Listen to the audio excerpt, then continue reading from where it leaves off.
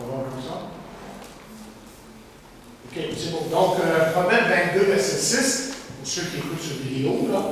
Voici ce que nous disons. Instruis l'enfant selon la voie qu'il doit suivre, et quand il sera vieux, il ne s'en détournera pas. Le Seigneur bénit ta parole en ce moment, et que nous puissions justement être instruits de ta parole en ce qui a trait à l'égard de nos enfants, pour qu'on puisse justement les élever comme tu le veux. Et merci pour ces beaux enfants que tu nous donnes. Quelques-uns, évidemment, sont plus grands, sont rendus adultes, d'autres sont très petits encore, et c'est des cadeaux qui viennent de toi, et on t'en remercie. Puisses-tu nous parler maintenant à travers ta parole pour que nous comprenions notre responsabilité en tant que parents. Je prie ça dans le nom de Jésus. Amen. Alors, si on veut instruire nos enfants, et je sais qu'il y a plusieurs qui n'ont pas d'enfants, mais le principe s'applique, hein, que ce soit d'un sujet ou l'autre, même si vous n'avez pas d'enfants, il y a des principes ici qui s'appliquent dans tout domaine, à tous âges. Alors, disons en commençant que si notre désir, c'est d'instruire nos enfants dans la parole de Dieu, c'est afin que nos enfants puissent d'abord connaître Dieu. Hein? Le connaître, là, c'est quelque chose qui est personnel et qu'on peut connaître Dieu, on peut le connaître. Ça n'a pas besoin de rester dans quelqu'un qui est dans l'espace en quelque part, mais quelqu'un qui est vraiment notre sauveur et qui devient notre ami. On veut aussi que nos jeunes puissent marcher avec Dieu, obéir à sa parole, par exemple. Et on veut que nos enfants apprennent la saine doctrine. Peut-être qu'avec nos enfants, on a tendance à parler de doctrine, mais c'est important de commencer à leur enseigner ce que la Bible enseigne sur des sujets importants, comme le salut, par exemple, comment être sauvé, est-ce qu'il y a un ciel, est-ce que Jésus a vraiment existé, qu'est-ce que Jésus a dit, quelles sont les choses qui sont importantes. Et si je reviens à Proverbe 22, verset 6, voici comment on le lit dans une autre traduction plus moderne. On dit, donne à un enfant de bonnes habitudes dès ses premières années. Il les gardera même dans sa vieillesse. Et justement, le livre des Proverbes est un livre d'instruction. Si vous avez déjà lu le livre de Proverbes, vous savez, c'est plein d'instructions. Et on l'appelle parfois un traité d'éducation selon Dieu, excusez. Un traité d'éducation selon Dieu. Et constamment, l'appel dans le livre de Proverbes retentit au moins une trentaine de fois où on voit les paroles « mon fils, mon fils, mon fils ». Évidemment, ça s'applique aux filles aussi. Et seulement dans les, je pense que c'est les 9 premiers chapitres, au moins 20 fois « mon fils ». Et on s'adresse aux enfants, aux fils, on veut évidemment leur bien. Et en dépit du fait que ce livre, c'est un très vieux livre, un très vieux livre, les sages maximes concernant l'éducation des enfants, que renferment les proverbes, si vous prenez le temps de lire les proverbes, vous allez voir, ça s'applique pour aujourd'hui autant que dans le temps. Autant que dans le temps. Et j'aimerais vous partager ce matin brièvement quelques-unes des principales caractéristiques des enfants et de leur éducation. Et je vais relever la plupart de mes points, là. Je vais relever devant plusieurs sujets et je vais utiliser surtout le livre des Proverbes pour, si vous voulez, comme appui biblique. Okay? On va regarder surtout dans les Proverbes parce que c'est plein d'instructions très utiles pour la vie en général, pour savoir comment, par exemple, élever nos enfants. Et on va se poser 3 questions. On va juste répondre à une question ce matin parce que le temps ne nous permettra pas d'aller dans les autres. Qu'est-ce qu'un enfant? On va regarder ça pour commencer. OK? Et la première question, c'est qu'est-ce qu'un enfant? Je le répète, je sais, mais d'abord, un enfant est un pécheur. Est un pécheur. La Bible dit dans le Proverbe 22, verset 15, la folie est attachée au cœur d'un enfant. Et vous voyez, les Proverbes, le livre des Proverbes est en accord avec le reste de la Bible. Comme on l'a vu dans l'école du dimanche, tous ont péché, sont privés de la gloire de Dieu. Et tout enfant naît avec une nature pécheresse. C'est qu'il y en a qui ont de la misère à accepter ça, mais un enfant naît avec une nature pécheresse. C'est pour ça qu'à la longue, qu'il fait le mal, qu'il agit d'une façon qui est inconvenante, qui ne nous plaît pas, évidemment, en tant que parent. Et même avant d'avoir atteint l'âge de responsabilité, comme on dit, un enfant n'est jamais un innocent. C'est sûr qu'il ne sait pas ce qu'il fait pour un certain temps, mais à la longue, il l'apprend assez vite quand même. Je pense que ceux qui ont des petits, là, ils apprennent assez vite qu'entre bien et le mal, il y a une différence à certains moments. Mais vous voyez, si on veut vraiment comprendre la parole de Dieu, si on veut vraiment élever nos enfants comme il faut comprendre ce principe de base, cette vérité de base. Et comme quelqu'un dit, toute éducation qui ne part pas de ce principe de base risque de faire fausse route. Et en ce qui a trait à notre société, vous savez, aujourd'hui, qu'on blâme toutes sortes de monde, toutes sortes de façons pour que les gens ne soient pas blâmés. Dans notre société aujourd'hui, on blâme le contexte, la culture, on blâme les enseignants, on blâme les autres, plutôt que de reconnaître humblement que nous avons légué à nos enfants la même nature que la nôtre, la nature pécheresse. Et quelqu'un écrit, ne nous laissons pas influencer par les nombreuses théories sur la soi-disant neutralité de la nature de l'enfant. N'excusons donc pas le péché de nos enfants, mais sachons le nommer, y compris devant eux. Les rendre conscients de leur état réel est sans doute un des meilleurs moyens de les conduire au salut, de les emmener à Jésus-Christ, qu'ils puissent le connaître comme sauveur et Seigneur. OK, la première chose, c'est ça. Un enfant est pécheur. Et deuxièmement, un enfant est naïf. Et dans le premier chapitre, verset 4, Proverbe de Salomon, pour donner aux simples, le terme est le simple en Louis II, du discernement. Et là, les proverbes nous sont donnés, si vous voulez, pour mettre en garde le simple. Maintenant, il faut bien comprendre ce qu'on dit ici, lorsqu'on dit le simple. On parle de qui? On parle de quoi? Et ce terme désigne, vous voyez, celui qui est sans expérience. Ce terme parle de celui qui est facile à tromper ou à séduire. Ce terme parle de ce penchant qu'on a pour le mal à certains moments. Okay? Donc, ce qui fait que l'éducation vise en priorité là, à donner à nos enfants les moyens d'affronter le monde qui l'entoure et dans lequel il va être autonome un jour. Un jour, donc, il va être autonome, il va être seul, affronter la vie. Et pourquoi ça? Pourquoi est-ce que c'est important de réaliser que notre éducation, c'est de l'aider à rencontrer le monde correctement, si vous voulez, à faire front, à faire face aux choses de la vie d'une façon correcte? Parce que nos enfants vivent souvent dans un monde imaginaire, idéalisé, si vous voulez, hein? Et sans leur ôter la part de rêve nécessaire à l'enfance, évidemment, il faut à un moment donné les emmener progressivement à la réalité. Non, dans la vraie vie, là, toutes les histoires ne se terminent pas par un mariage romantique ou même heureux. Ça, c'est la vie, ça. Okay? Nos enfants ne vivent pas seulement dans un monde imaginaire, idéalisé souvent, nos enfants vivent aussi au présent. Donc, il faut les aider aujourd'hui à envisager les conséquences futures de leurs actes. Le sac des bonbons peut être très attirant, mais une visite chez le dentiste l'est beaucoup moins. Okay?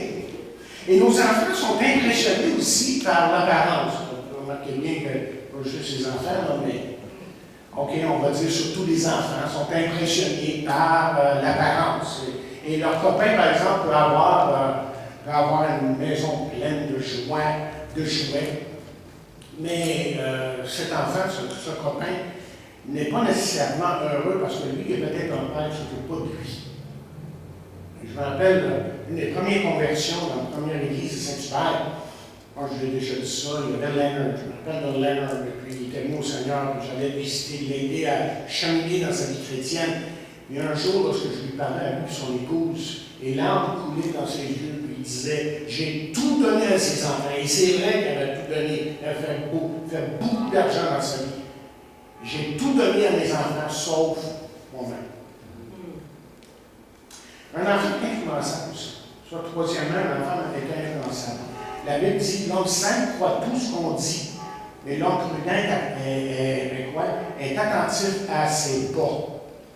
Parce qu'il est naïf ou simple, pour utiliser la terminologie des proverbes dans Louis II, l'enfant, lui, croit volontiers pas mal à tout. Hein?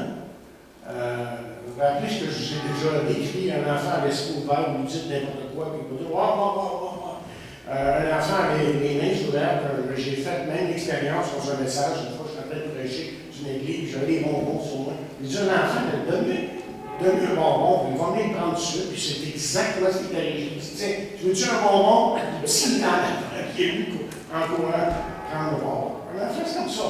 Mais un enfant aussi le cœur ouvert, hein? Dites-lui que vous l'aimez. Lui, il ne commencera pas à vous poser des questions. Quelque chose de bien ça. C'est pas qu'il est en train de me dire, si tu veux. Non.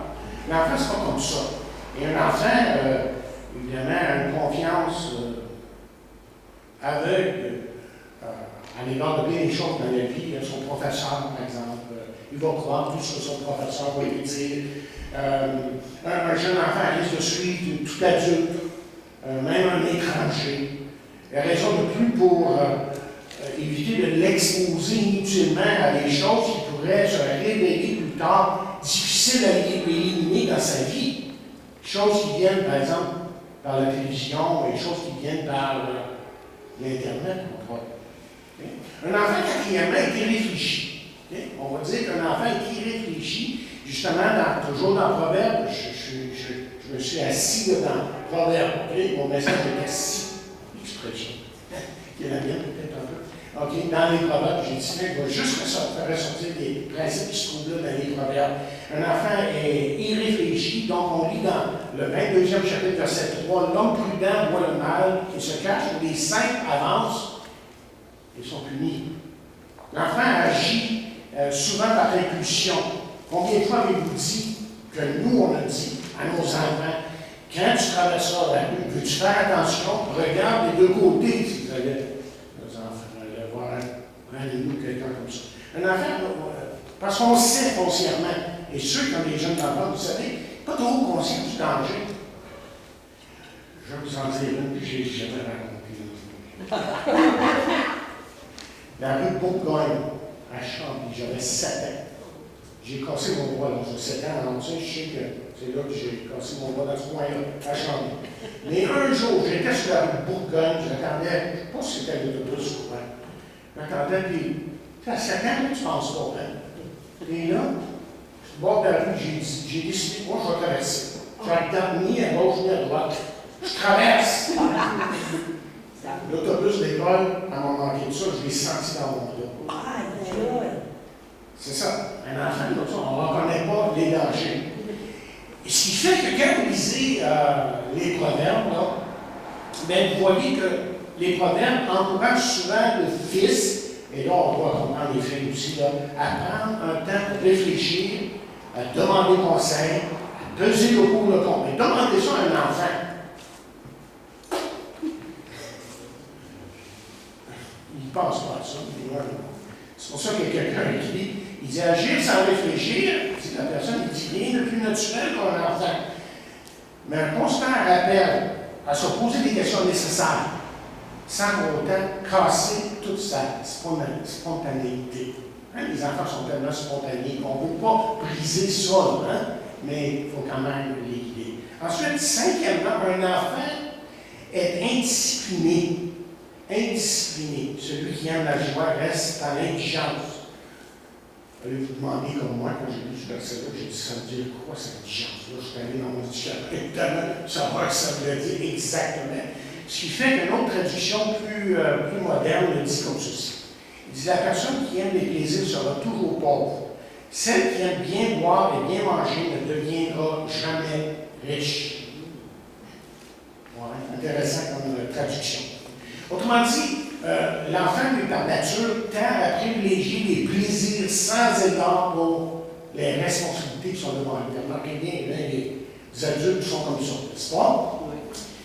Mais il est certainement plus facile pour lui, par exemple, de sortir ses jouets partout et de ne pas penser que du soir même, il va falloir qu'il renonce.